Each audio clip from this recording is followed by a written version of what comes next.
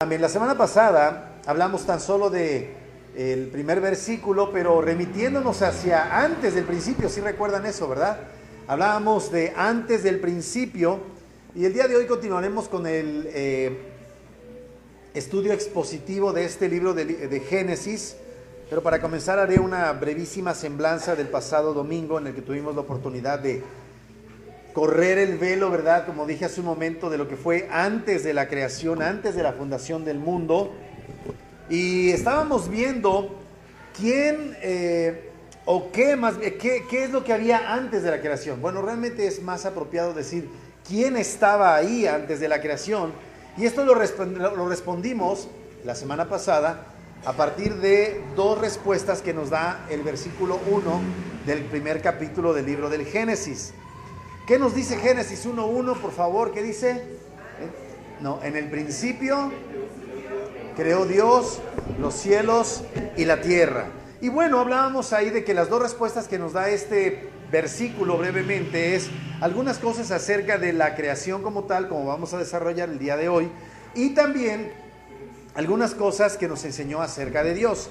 Y lo que nos enseñó acerca de la creación, porque acuérdense que comenzamos con la segunda parte del versículo, creó Dios los cielos y la tierra, es que esta creación es reciente y fue breve.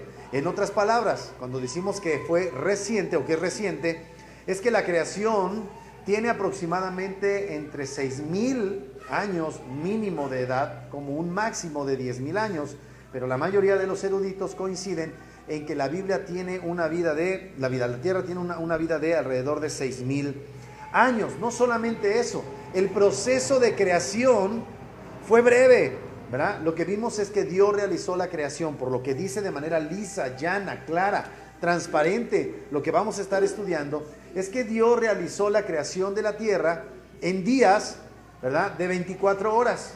¿Cuántos días? 6 días, y luego nos dice ahí mismo que Él reposó el séptimo, pero lo que nos dice la Escritura con claridad es que es reciente y fue breve. No solamente eso, la propia Escritura enseña que la creación es ex nihilo. Ya le cambié la N, ¿verdad? Que hubo ahí algún problema, que es una expresión en latín que nos dice que Dios creó todo a partir de la nada, entendiendo como nada que no había una materia preexistente, una materia eterna de la cual Él tomase para crear, sino que Él de su palabra creó todas las cosas, y eso es glorioso, ¿verdad?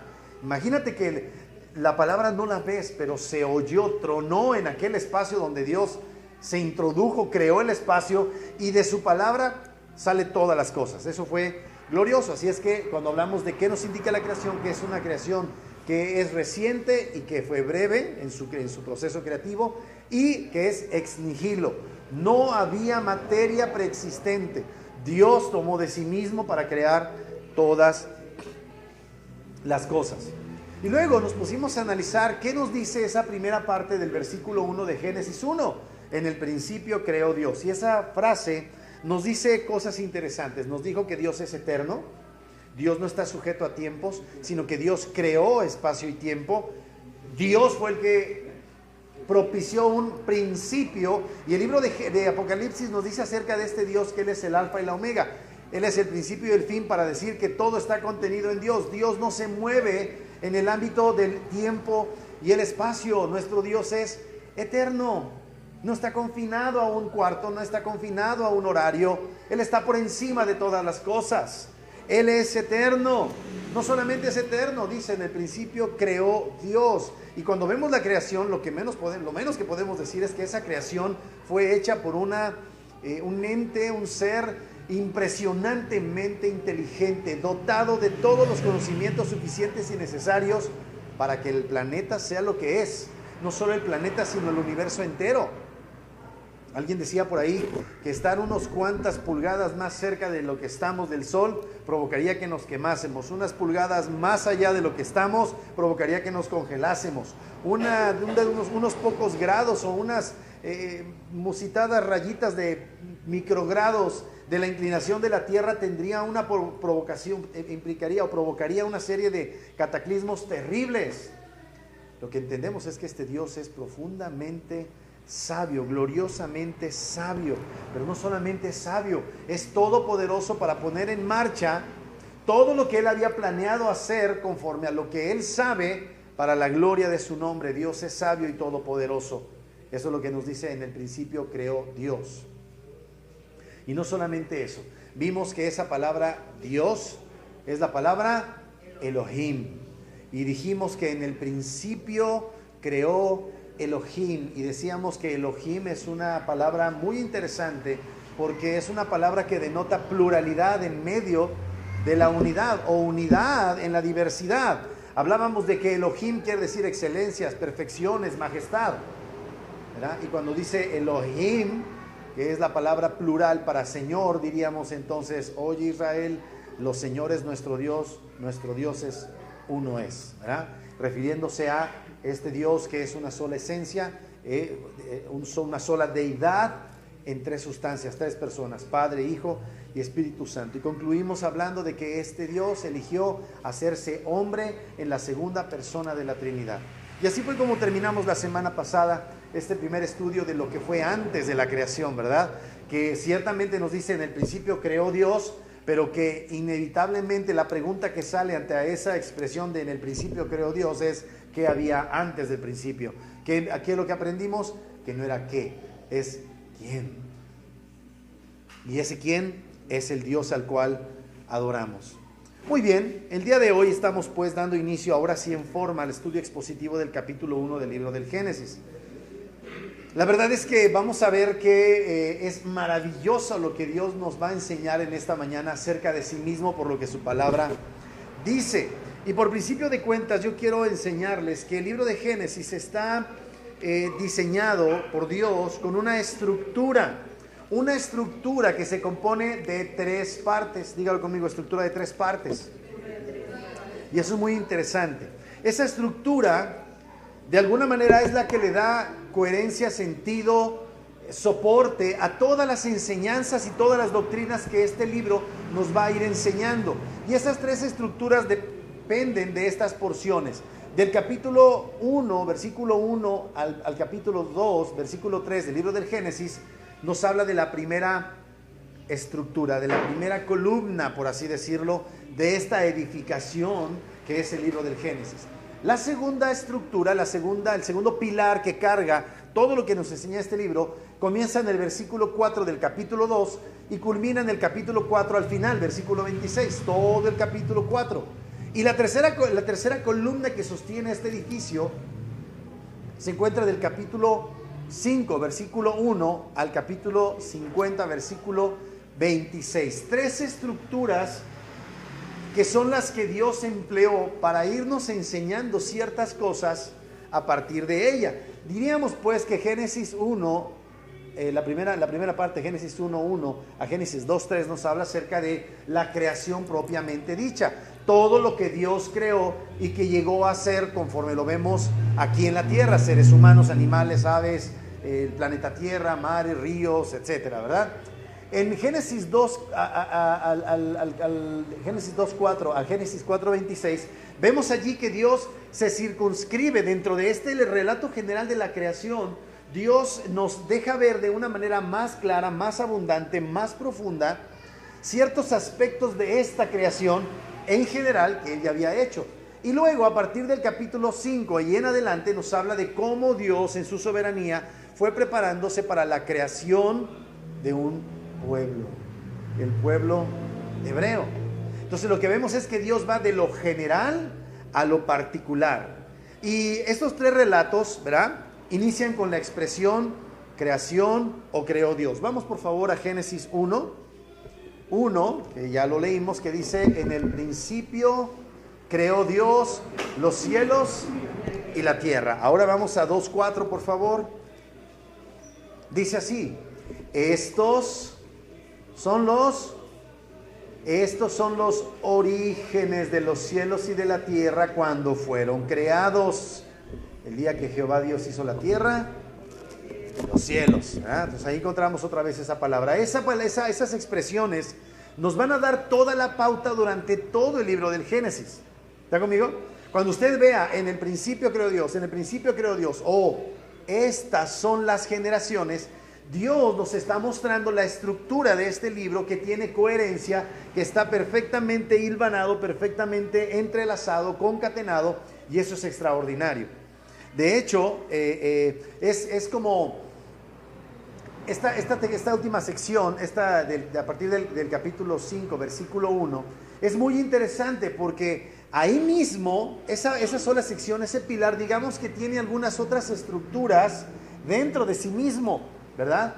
Y eso lo vamos a ver en su momento. Ahora, es importante señalar que Génesis 1, Génesis 2:4 y Génesis 5:1 no son relatos diferentes, no son relatos que se contradicen. Reitero, lo que hacen es aportarnos mayores datos acerca de esta creación.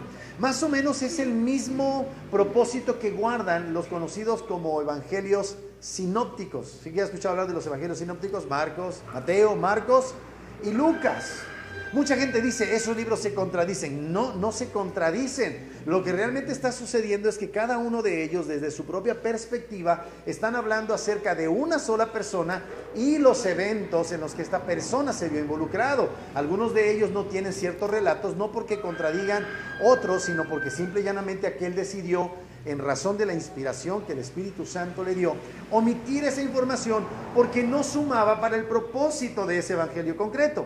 ¿Me explicó? Por ejemplo, el Evangelio de Mateo habla acerca de Jesucristo como el Mesías esperado, el Rey de Israel. Así que hay ciertas cosas que tiene Marcos y Lucas que no tiene Mateo, que para el propósito de Mateo no son necesarios, porque la finalidad de Mateo es hablar de Jesús como el Rey de Israel. El libro de Marcos nos presenta a nuestro Señor Jesucristo como el siervo sufriente, y entonces hay aspectos de Mateo y Lucas que no es necesario abordar allí, ¿verdad?, para manifestar esto. Lo mismo hablamos cuando es en el caso de Lucas.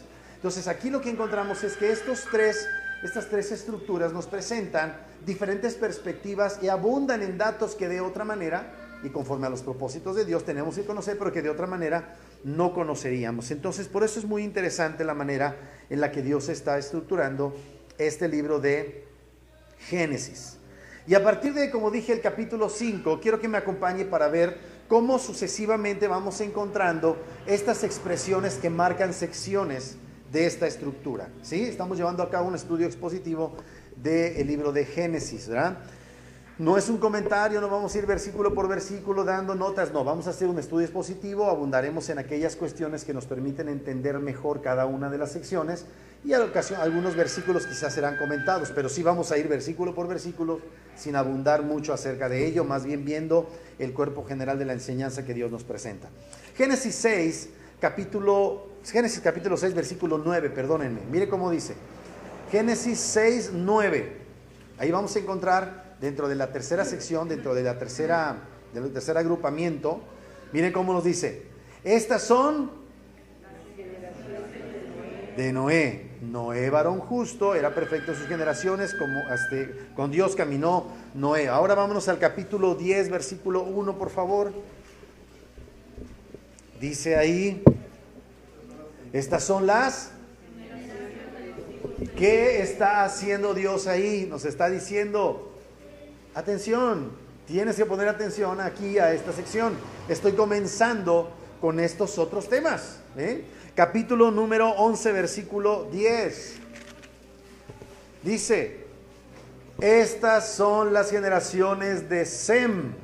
Sem de edad de 100 años engendró a Arfaxad 2 años después del diluvio. Vamos ahora, por favor, al versículo número 27 de ese mismo capítulo 11.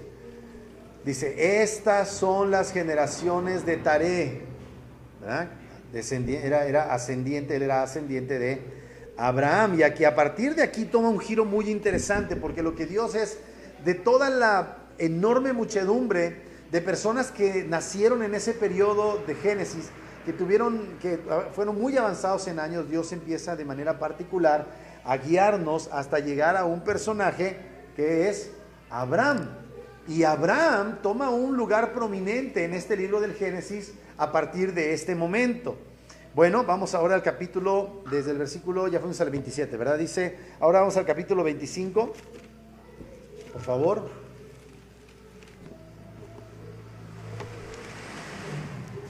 ...25:12 dice...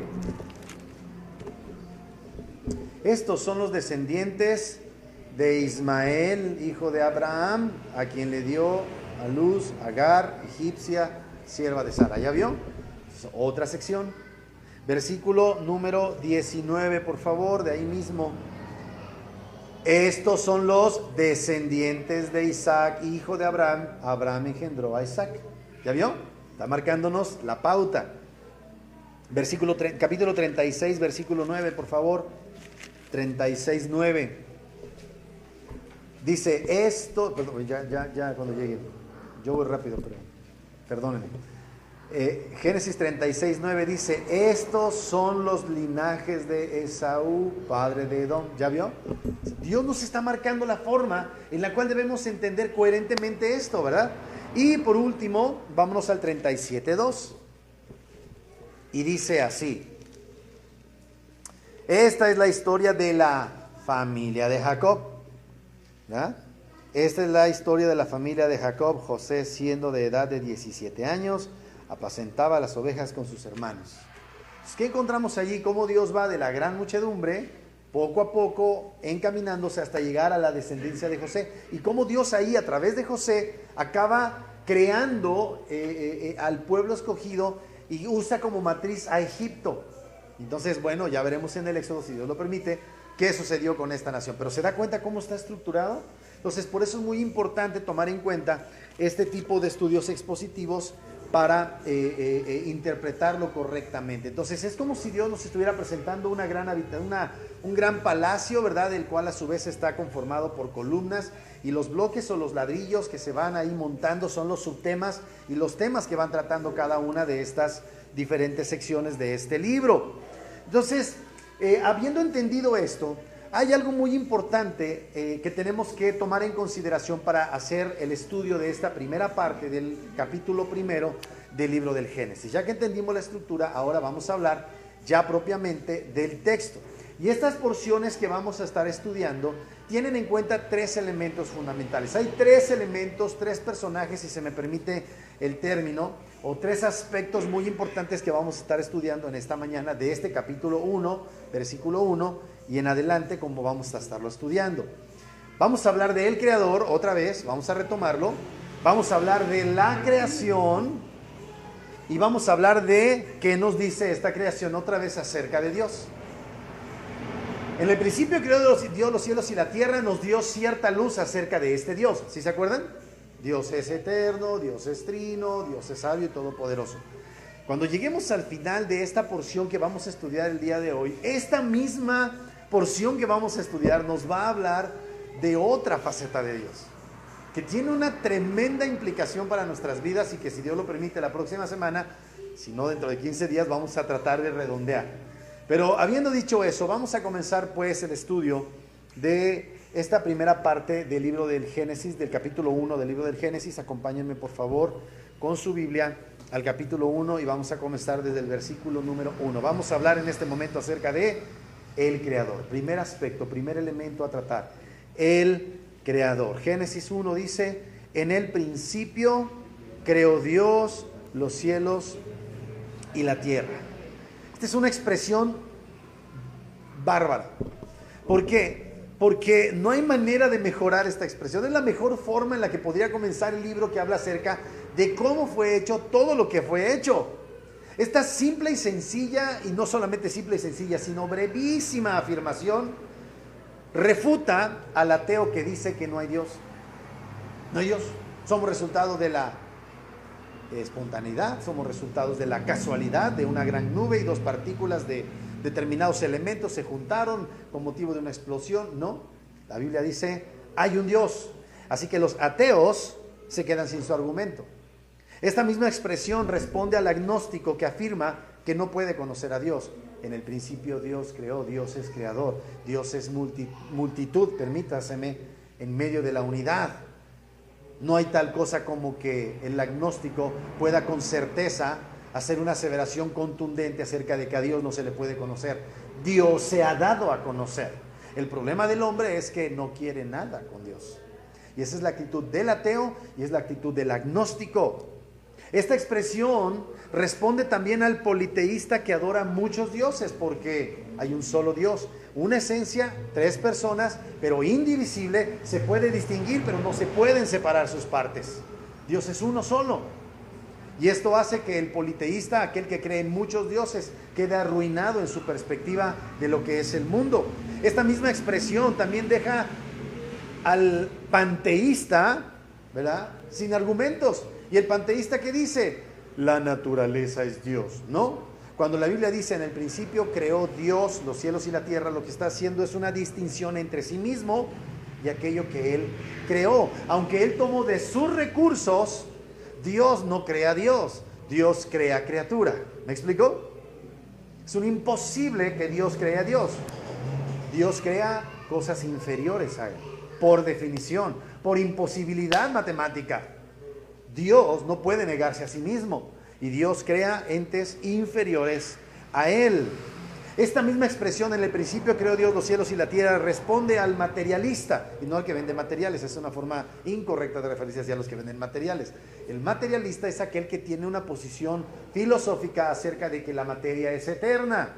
Y este versículo, ¿verdad?, argumenta precisamente en contra de una materia eterna, porque si tuvo un principio no puede ser eterna, ¿verdad? No se puede.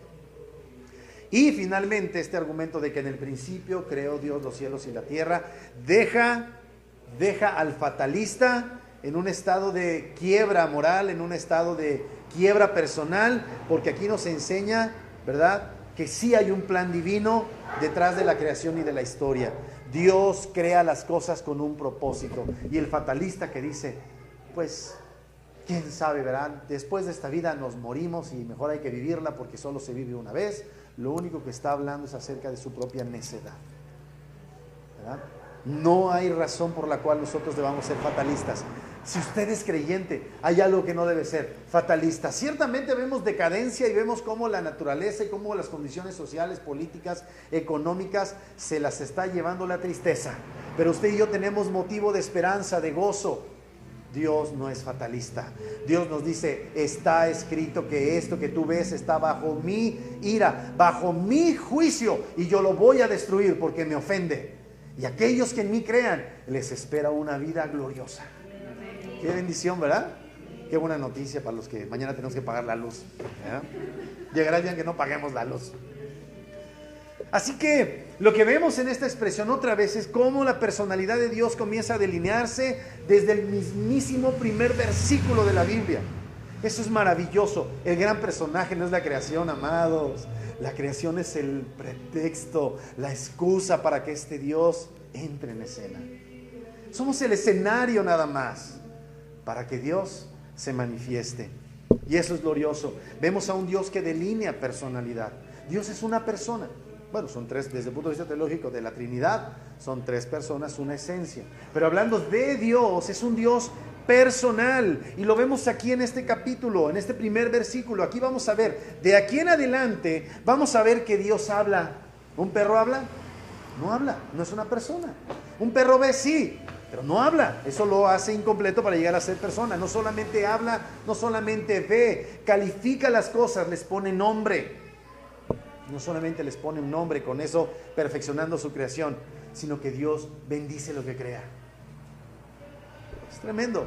Esta creación que comenzó siendo bendecida, termina siendo maldecida, no por causa de esa creación, sino directamente, sino por causa de nosotros, humanos, duros, cabezones, que hemos provocado decadencia. ¿De quién es la culpa que las cosas estén como están? De nosotros y de nadie más. La culpa ha sido completamente nuestra. Así que vemos este Dios que habla, ve, nombra y bendice.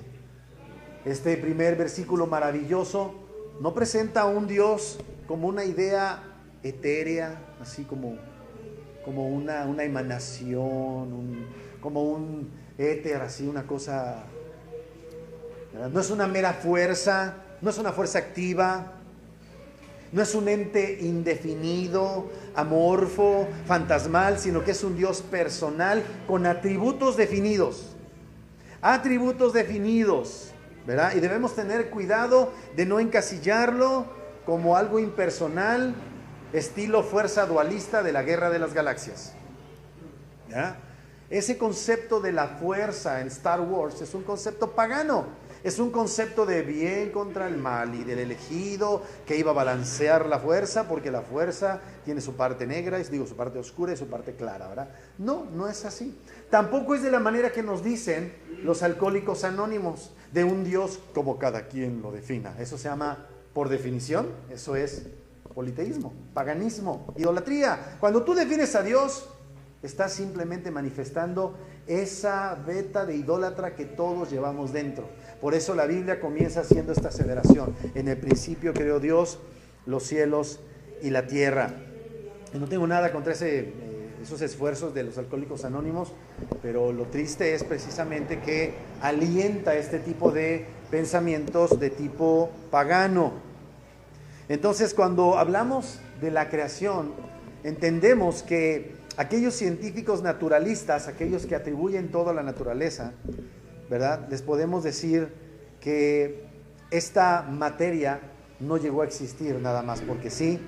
No podemos estar de acuerdo con ellos en que la vida ocurrió, y tampoco podemos estar de acuerdo con ellos en que las cosas y que las formas complejas de vida fueron evolucionando gradualmente a partir de formas inferiores. No podemos estar de acuerdo con ellos, y no estamos de acuerdo con ellos por lo que la Biblia dice, sino también porque ellos no pueden dar prueba de eso que ellos afirman.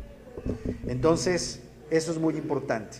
Segundo aspecto. Primer aspecto es otra vez Dios. El personaje central de toda la Biblia es Dios. Y comienza desde el primer versículo y termina en el último versículo de la Biblia. El personal central, ¿quién es? Dios. Nosotros somos el escenario.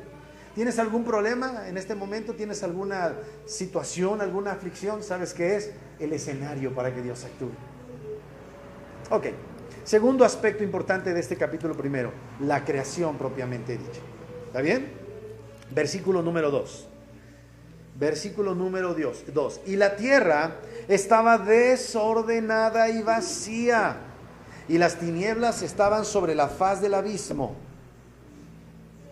y el Espíritu de Dios se movía sobre la faz de las aguas. Este es un versículo que contiene verdades tremendas, pero voy a comenzar por hacer una corrección a una postura de interpretación típica de este versículo que se conoce como la teoría de la brecha. Quizá no la conozcan con ese nombre, pero es probable que hayan escuchado hablar acerca de esto. La teoría de la brecha fue acuñada, fue desarrollada de una manera muy abundante por un señor de nombre Clarence Larkin. Clarence Larkin era un hombre que nació a mediados del siglo XIX, que era un discípulo muy cercano de Cyrus Scofield, que es el autor, el editor de la Biblia comentada Scofield. Y ambos personajes tenían una posición teológica que se conoce como dispensacionalismo. El problema fue que Cyrus Scofield, con su Biblia comentada, ¿verdad? Usted tiene un versiculito de 5 palabritas y abunda como en 10,000 letras. El señor Scofield comenzó el desarrollo de esta primera noción de algo que se conoció como razas preadámicas. Y entonces viene el señor Clarence Larkin y le da un desarrollo impresionante. Entonces, ¿por qué debemos tener cuidado con esto que se conoce como la teoría de la brecha? Por principio de cuentas, esta es una teoría, ¿verdad? Bíblicamente no tiene mucho sustento, no hay mucho peso bíblico para poder soportar todo lo que ellos han desarrollado a partir de una serie de versículos aislados por allí. Esta teoría tiene, como dije, más o menos unos 100 años de haberse desarrollado y fue popularizada por estos personajes, especialmente Clarence Larkin. Esta teoría de la brecha dice lo siguiente: cuando la Biblia dice, y la tierra estaba desordenada y vacía, ¿verdad? Y las tinieblas estaban sobre la faz del abismo y el Espíritu de Dios se movía sobre la faz de las aguas, ellos dicen que entre que Dios creó los cielos y la tierra estaba desordenada y vacía, hubieron miles, si no es que millones de años. No solamente en estas dos porciones, no solamente en estos dos versículos, sino cuando comienza el desarrollo de este capítulo de Génesis, vamos a ver que entre el primero y el segundo día, estos personajes, o especialmente Larkin, lo que hace es desarrollar que hubo mucho tiempo entre esto.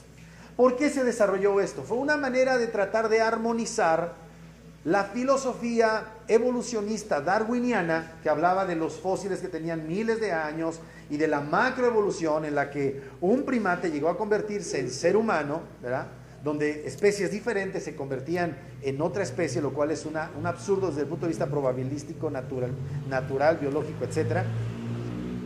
Pero ellos en su afán de armonizar concibieron esta edad, pero no solamente eso. Ellos decían, este concepto de que la tierra estaba desordenada y vacía, es un concepto que, si Dios es un Dios de orden, ¿cómo podría Él haber creado algo desordenado? No solamente desordenado, sino vacío.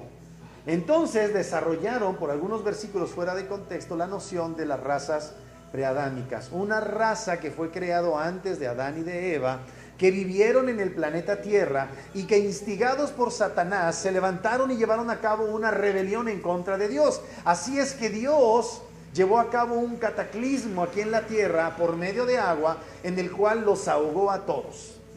Bueno, la verdad es que eso, reitero, no tiene mucho sustento bíblico, y vamos en esta hora a tratar de entender qué quiere decir Dios a través de su palabra cuando nos dice que la tierra estaba desordenada y vacía. Por cierto, que tampoco estaba desordenada y vacía, por lo que algún día yo llegué a enseñar acerca de que Dios había lanzado a la tierra al diablo y que eso había provocado el cataclismo que tenía todo desordenado. No, como vamos a ver por los puros versículos, llegaremos a la conclusión de que no había tal cosa. Dios creó la tierra de manera tal que fuera ordenada, era necesario el orden, ¿verdad?, pero todos los elementos ya estaban allí. Y no solamente eso, Dios llevaría a cabo la llenura, crearía a aquellos que habitarían la tierra. Así es que no hay ni un solo versículo bíblico que seriamente sea interpretado que hable de razas preadámicas o rebeliones angélicas que desbordaran o desordenaran la tierra y la vaciaran. La respuesta es muchísimo más sencilla y lógica, como espero que el Señor me ayude a explicar. ¿Está bien? Génesis 1:2 dice, y la tierra estaba, y las tinieblas estaban sobre la faz del abismo, y el Espíritu de Dios se movía sobre la faz de las aguas. La pregunta es, ¿ustedes han leído el capítulo 1 del libro del Génesis? Sí, ¿verdad? ¿Cuántos días empleó Dios para crear los cielos y la tierra? Y no obstante, además se habla de un séptimo día en el cual Dios reposó de todas sus obras. Así es que lo que veremos es que Dios, Elohim, ordena en 3 días lo que estaba desordenado y hace habitable lo que tendría que estar habitado los otros 3 días. Así es como debe leerse este capítulo 1 del libro de el Génesis. Esa palabra desordenada simplemente significa que la tierra era deforme. No deforme por cuestiones de fealdad, sino no tenía la forma que Dios se había planteado, sino que era una gran esfera de agua dentro de la cual había una esfera de tierra. Y vamos a ver pues cómo Dios llevó a cabo el orden, ¿verdad?, de este planeta Tierra. Dice, la tierra estaba desordenada y estaba vacía. Primera parte, el día de hoy solamente vamos a hablar de la primera parte. Dios ordena lo creado. Dios no solamente crea, Dios ordena lo que crea. Dios le da la forma que quiere que tenga. No porque esté mal en el caso de la creación del principio, sino que no estaba acabada de acuerdo con el plan soberano de Dios y de acuerdo con lo que manifiesta su gloria. Dios ordena lo creado. Día número 1. Dice así, la tierra estaba desordenada y vacía, versículo 2, y las tinieblas estaban sobre la faz del abismo, y el Espíritu de Dios se movía sobre la faz de las aguas. Y dijo Dios, sea la luz, y fue la luz. ¿Ah? ¿Qué vemos aquí? Vemos a nuestro Señor Elohim comenzar el proceso de ordenación de la creación. ¿Qué es ordenar? Ordenar es clasificar, separar, asignar el lugar correcto. Eso es ordenar. Entonces a Dios le plació que todo estuviera en ese estado para que Él mismo procediera según su propósito a clasificar, separar, poner las cosas según a Él le complacía. Así es que lo primero que Él separa es la luz de las tinieblas. Dice ahí, Y dijo Dios, sea la luz, y fue la luz. Y dijo Dios, la luz es buena, y separó Dios la luz de las tinieblas. ¿Qué es separar? Es ordenar. No hay mucho ahí que podamos abundar, ¿verdad? De hecho es muy interesante porque aquí nos habla de una luz que es diferente de lo que dice el capítulo 1, versículo 14. Ahí habla de otra luz. Mira lo que dice en el versículo 14. Acompáñenme por favor ahí mismo en su Biblia. Dice, dijo luego Dios. Dijo luego Dios, haya lumbreras en la expansión de los cielos para separar el día de la noche, y sirvan de señales para las estaciones, para días y años, y sean por lumbreras en la expansión de los cielos, para alumbrar sobre la tierra. Y fue así. E hizo Dios dos grandes lumbreras, la lumbrera mayor para que señorease en el día, y la lumbrera menor para que señorease en la noche. Hizo también las estrellas. En otras palabras, aquí estamos hablando de cuerpos celestes de los cuales mana luz. Pero la verdad es que la luminosidad es una característica de una energía. Lo que Dios hizo fue separar en términos energéticos la luz. Cuando usted llega a su casa y hubo un tormentón, se mete a la casa cuando está a oscuras y oprime el interruptor que enciende el foco, ¿qué dice? Normalmente no dice, no hay energía eléctrica. ¿Qué dice? Pero no es realmente luz, es energía que se convierte en luminosidad, en luz. ¿Se da cuenta? Así que Dios lo que hace es eso, separar este aspecto de la luz como energía respecto de esto que era simplemente oscuridad. Y ahí el Señor comienza a llevar a cabo el proceso de orden. Génesis 1:5 dice así: y llamó Dios a la luz día, y a las tinieblas llamó noche, y fue la tarde, y la mañana de un día. Lo que está hablando aquí es que el Señor comenzó su proceso creativo y de separación y ordenación de las cosas que Él ya tenía preparadas para que fueran como son, en un día de 24 horas. Así es como se tiene que leer. Fue la mañana, fue la tarde, y la mañana un día, ¿verdad? Esto es muy importante entenderlo. Aquí este versículo 5 es muy importante porque de aquí en adelante esto nos va a permitir entender muchas de las cosas que a veces nosotros pensamos que son discrepancias. Por ejemplo, en el Nuevo Testamento muchos dicen, ¿qué día murió el Señor Jesús? Unos decimos el Viernes Santo, otros dicen el jueves en la noche, otros van tan lejos como decir que el martes o el miércoles, para que los días les correspondan al primer día de la semana, que para nosotros se llama domingo. Pero ¿cuál es el problema que usted y yo tenemos? Que usted y yo vivimos en una sociedad occidental. Una sociedad que por definición, así es la sociedad occidental, ha sido influida por la filosofía greco-romana. Y la filosofía greco-romana, entre muchas de las cosas que nos ha heredado, es la noción de días solares. Los romanos, que eran tremendamente paganos, y especialmente Constantino, que llegó a convertirse a cristiano, este hombre era muy devoto del dios Sol. Entonces, desde ahí vemos cómo ya ellos habían dividido los días en función de las 12 a.m. hasta las 24 horas, pero partiendo de las 12 de la medianoche. ¿Me encanta la idea? Ellos tienen días solares como usted y yo tenemos días solares, pero en la Biblia, cuando se habla de día, no se hablan de días solares. ¿Cuándo comienza el día? En la tarde, más o menos a eso de las 6 de la tarde. No es exactamente a las 6 de la tarde, es cuando sale el primer lucero de la tarde-noche. Ahí comienza el día para la perspectiva hebrea. Por eso dice allí, y llamó Dios la luz de día, y a las tinieblas llamó noche, y fue la tarde y la mañana un día. El conteo hebreo de los días comienza en la tarde y termina en la tarde del otro día. Hoy a las 6 de la tarde, si a esa hora sale el primer lucero, termina el día de hoy, mañana, para nosotros, a las 6 de la tarde. ¿Se dan cuenta? Eso hace que podamos entender las supuestas discrepancias, por ejemplo, que hubo con la famosa resurrección. No queda ahí, algún día quizá hablaremos acerca del Evangelio de Juan comparado con los sinópticos y vamos a ver que hay ahí una cosa que parece contradictoria, pero en su momento hablaremos de ello, ¿verdad? Entonces, eso es muy importante entenderlo. Los hebreos comienzan las mediciones de su tiempo en la Biblia con días lunares. No solamente los días son lunares, sus meses son lunares, sus estaciones son lunares. ¿Se dan cuenta? Por eso es que yo no sé si alguna vez usted ha dicho, bueno, pero ¿por qué cada año hacemos el cambio de la Semana Santa? ¡Qué desorden! ¿Por qué? Porque nosotros estamos regidos por el calendario gregoriano. ¿Gregoriano es el de Gregorio o Juliano? No me acuerdo. ¿Es Juliano?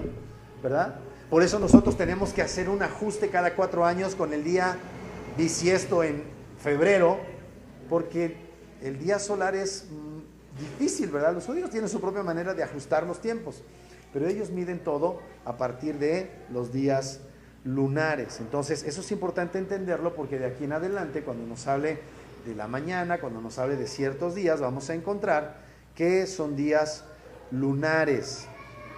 Otra cosa interesante es que no llama al primer día de la semana, no le llama domingo. La semana no empieza con lunes. La semana, para nosotros occidentales, comienza el lunes. Pero en el pensamiento hebreo no hay tal cosa como lunes, martes, miércoles, jueves, viernes, sábado y domingo. No, existe primer día de la semana, segundo día de la semana, tercer día de la semana, hasta el Shabbat o séptimo día. ¿Por qué no usan domingo, lunes, martes, miércoles, jueves, viernes, sábado y domingo? ¿Por qué no lo usan? Porque son términos, ahí le va, paganos. Lunes, ¿a qué se refiere? Al día de la... Martes se refiere a el día dedicado a quién, al dios de la guerra, martes. Miércoles es el día destinado a Mercurio. Jueves para Júpiter. Viernes para Venus. Y sábado, ese sí viene de Shabbat, y sin embargo, en los gringos es Saturday, el día de Saturno. Y el domingo para nosotros es el día del Señor, porque domingo viene de Dominus Domine. Efectivamente, y en el pensamiento anglosajón es Sunday, el día del sol. ¿Se da cuenta? ¿Se da cuenta qué importante entonces no es pensar de este primer día de la semana? Ah, el domingo. No, la Biblia nunca va a decir domingo. Tampoco va a decir el lunes. Va a decir el segundo día de la semana. ¿Se da cuenta? Por eso es importante entender todas estas cosas. Y Dios ya desde esta primera parte de la Biblia ya nos está dando las pistas de cuál debe ser la manera en la cual nosotros debemos interpretar correctamente las Escrituras, no desde nuestra perspectiva jarocha, alvaradeña para algunos colados que hay por acá, sino debemos nosotros trasladarnos al pensamiento hebreo para desentrañar la correcta interpretación de este libro. ¿Ya se dio cuenta? De ahora en adelante, usted va a empezar a ver las cosas muy diferentes, ¿verdad? Ok, ¿hasta aquí hay alguna duda? No, de todas maneras estamos predicando este sermón. Día número 2. Día 2. Génesis 1, versículos 6 al 8 dice así. Luego dijo Dios. Acuérdense que dijimos que aquí Dios se presenta como un Dios personal. Dios ve, Dios crea, Dios ve, Dios separa, Dios bendice. Luego dijo Dios, haya expansión en medio de las aguas y separe las aguas de las aguas. E hizo Dios la expansión y separó las aguas que estaban debajo de la expansión de las aguas que estaban sobre la expansión, y fue así. Y llamó Dios a la expansión cielos, y fue la tarde y la mañana el día segundo. ¿Se da cuenta? ¿Qué estamos observando aquí? Dios sigue ordenando. La tierra estaba desordenada y vacía, entiéndase, no estaba dispuesta para que Dios llevara a cabo el proceso de ordenamiento de esta creación. ¿Y qué es lo que hace Dios? Otra vez lleva a cabo la separación. Hizo Dios la expansión y separó las aguas que estaban debajo de la expansión de las aguas que estaban sobre la expansión, y fue así. Lo que Dios está haciendo es separar aguas verticalmente. Está creando un espacio entre aguas. Lo que se puede entender aquí es que estamos pensando en un planeta esférico, ¿verdad? Pero si pudiéramos verlo bidimensionalmente, tendríamos una capa gruesa de agua por encima de una esfera. Hay una expansión, hay un espacio entre esta primera capa de agua en la parte superior, un espacio de aire que separa a otro cúmulo de agua esférico, el cual contenía aún la tierra. ¿Qué hizo Dios? Hizo los cielos, hizo el espacio, la expansión como la conocemos. Espero haberme explicado. Ahora esto concíbalo desde una esfera, porque el planeta Tierra es esférico, es un globo terráqueo, ¿verdad? Entonces Dios lo que hace es crear masas de agua, entre las cuales había una expansión de aire. Eso fue lo que Dios hizo. Sigue ordenando todas las cosas. Lo que Dios está creando es una atmósfera.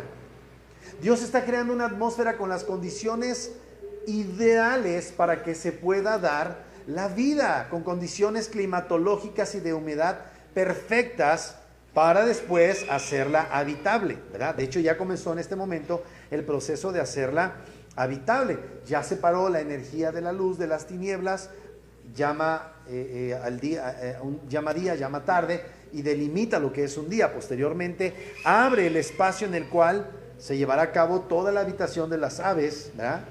Y dice así que entonces el Señor verticalmente llevó a cabo la creación, o sea, amplía verticalmente para crear un espacio llamado cielos. Esto se entiende más leyendo lo que dice Génesis capítulo 7:11. Vamos para allá, por favor. Génesis 7:11, hablando acerca de lo que sí fue un cataclismo, el juicio de Dios sobre la tierra, cuando estaba Noé en este lugar. Génesis 7, versículo 11.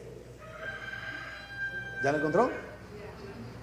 Dice: el año 600 de la vida de Noé, en el mes segundo, a los 17 días del mes, aquel día fueron rotas todas las fuentes del grande abismo, y las cataratas de los cielos fueron abiertas. En otras palabras, lo que Dios hizo fue que de la tierra, de los abismos, saliera el agua, y que lo que estaba en la parte superior de la expansión cayera precipitando, se precipitara sobre la tierra, motivo por el cual la tierra quedó otra vez anegada y murieron todos los que estaban. ¿Se da cuenta? Y a partir de ese momento nosotros vemos cómo comienza un descenso en las edades que tenían los que habitaban la tierra.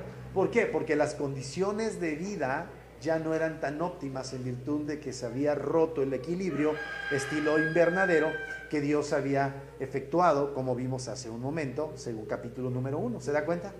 Eso es muy interesante, ¿verdad? Vamos otra vez, por favor, a Génesis 1.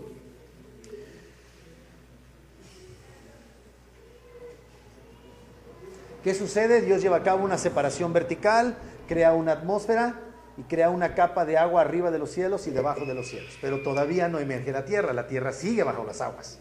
¿Está bien? Vamos al día número 3.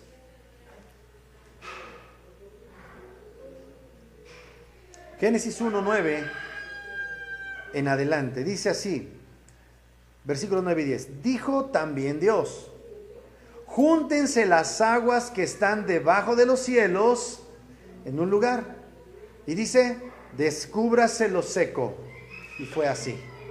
Y llamó Dios a lo seco, y a la reunión de las aguas llamó, y vio Dios que era. Si hace un momento hablamos de que el Señor en el día 2 llevó a cabo una expansión o una separación vertical de aguas, ¿qué es lo que está haciendo el Señor en este día 3? Dios está llevando a cabo una separación horizontal de las aguas. O quizás sería más apropiado decir Dios hizo emerger los continentes. De hecho, algunos han desarrollado que lo que emerge ahí es lo que se conoce como Pangea. ¿Ah? ¿Qué es lo que explica ese capítulo 7? A lo mejor que se abrieron los abismos y lo que sucedió fue que Dios abrió el continente Pangea, un solo continente, ¿verdad? Y ahí fue cuando se inundó toda la tierra. Si te das cuenta, bendito sea Dios, qué lógica tiene todo. Ok, Dios lleva a cabo la separación horizontal de las aguas y hace ascender la tierra, y realiza una separación horizontal de las aguas para dar lugar a la tierra. ¿Verdad?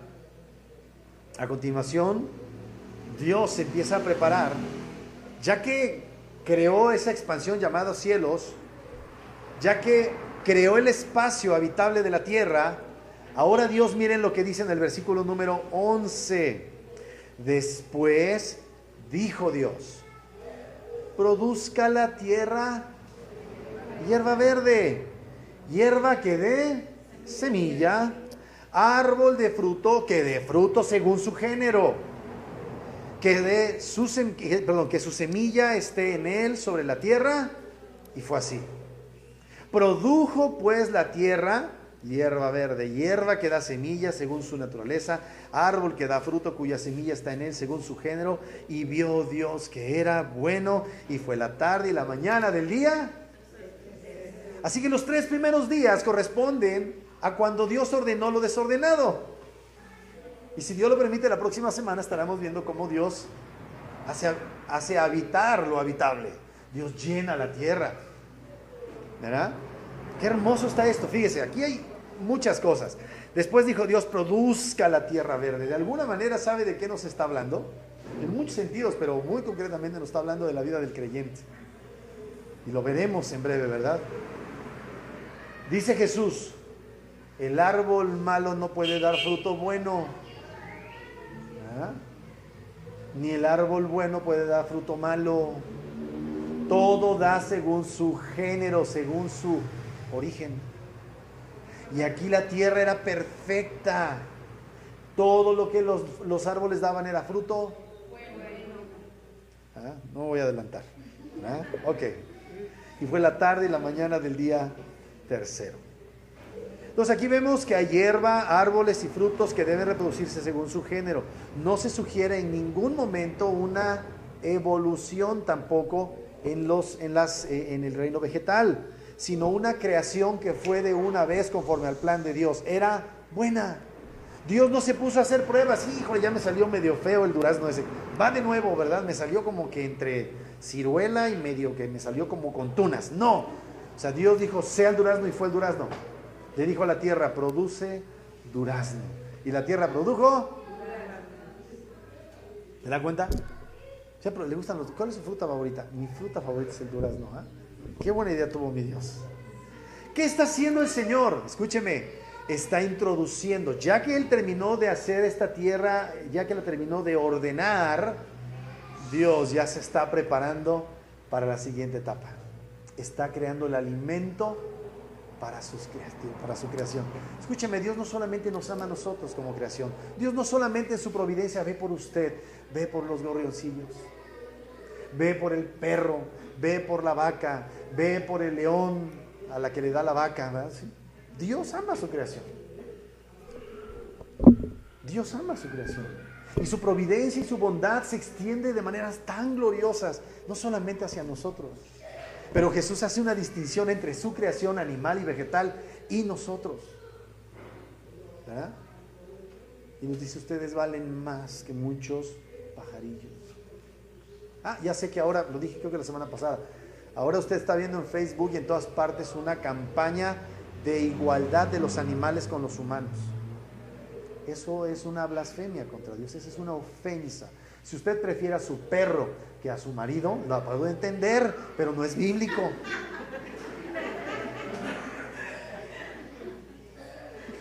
Usted debe preferir al ser humano. Es terrible que la gente ya no se conmueve con fotografías de niños hambrientos, ancianos desamparados, y se conmueve con un canijo perro. Está bien por el perro, pero hay humanos que se están muriendo.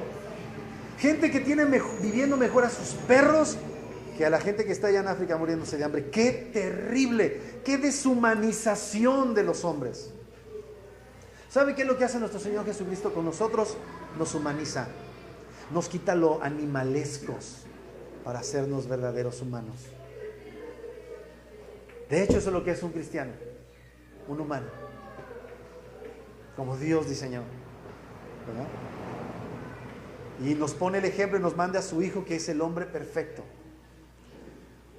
Tenía derecho de demandar todo y no demandaba nada. No vino a servir, no vino a ser servido, sino a servir. ¿Se da cuenta? El mundo está de cabeza. Cuando llegaron los creyentes allá a Tesalónica y dijeron, ya llegaron los que ponen al mundo de cabeza. Realmente lo que los cristianos llegan a hacer es a poner al mundo como debe ser, porque el mundo está de cabeza. Tremendo, tremendo lo que Dios nos está enseñando. Aquí vemos a Dios preparándose para recibir a su creación viviente.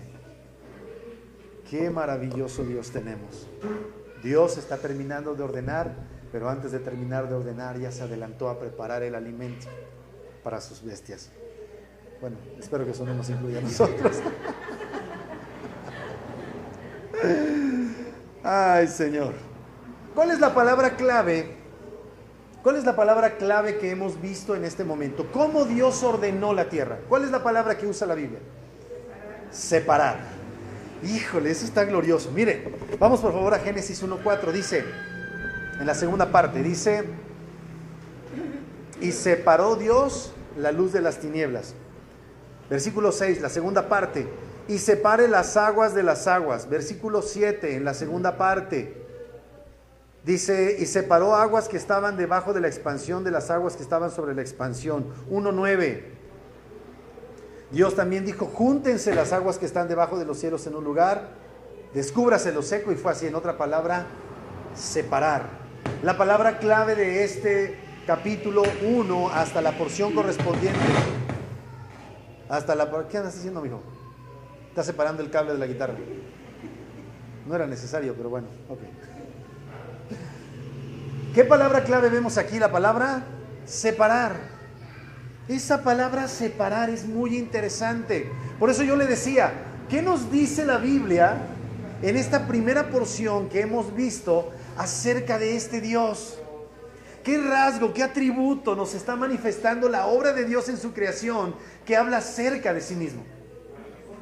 Dios es santo. Dios es separado. Dios no es igual que su creación. Y Dios manifiesta en su proceso de creación este principio normativo de su ser. Dios es santo.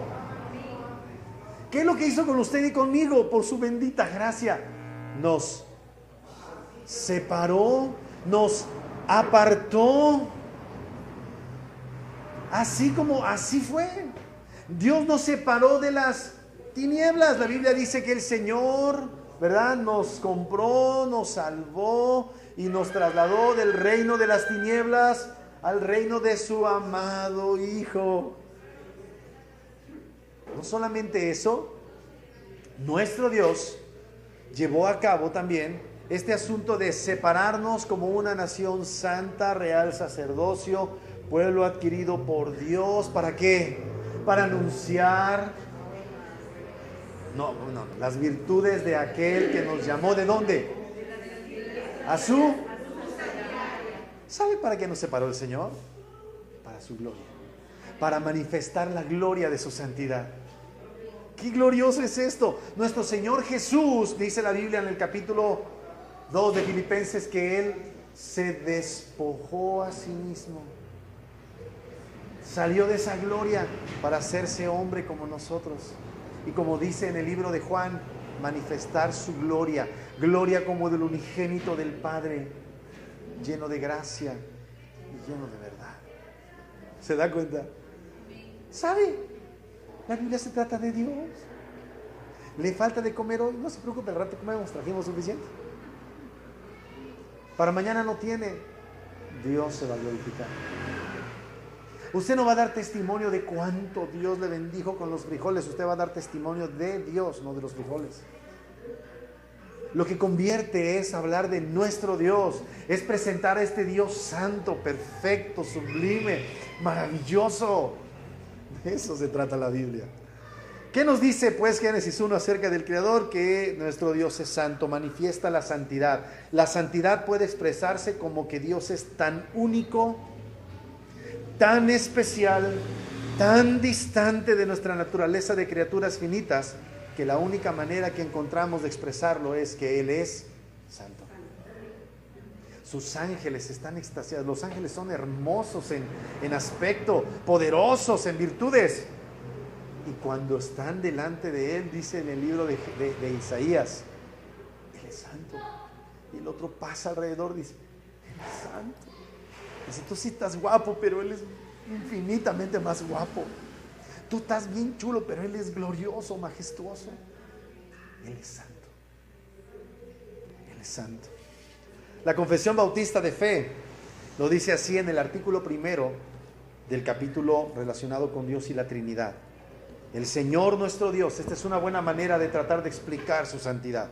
El Señor nuestro Dios es Dios único, vivo y verdadero, cuya subsistencia está en Él mismo y es de Él mismo, infinito en su ser y perfección, cuya esencia no puede ser comprendida por nadie sino por Él mismo. Es espíritu purísimo, invisible, sin cuerpo, miembros o pasiones, el único que tiene inmortalidad y que habita en luz inaccesible. Es inmutable, inmenso, eterno, inescrutable, todopoderoso, infinito en todos los sentidos, santísimo, sapientísimo, libérrimo, absoluto, que hace todas las cosas según el consejo de su inmutable y justísima voluntad, para su propia gloria. Es amantísimo, benigno, misericordioso, longánimo, abundante en bondad y verdad, perdonando la iniquidad, la transgresión y el pecado, galardonador de los que le buscan con diligencia, y sobre todo justísimo y terrible en sus juicios, que odia todo pecado y que de ninguna manera dará por inocente al culpable.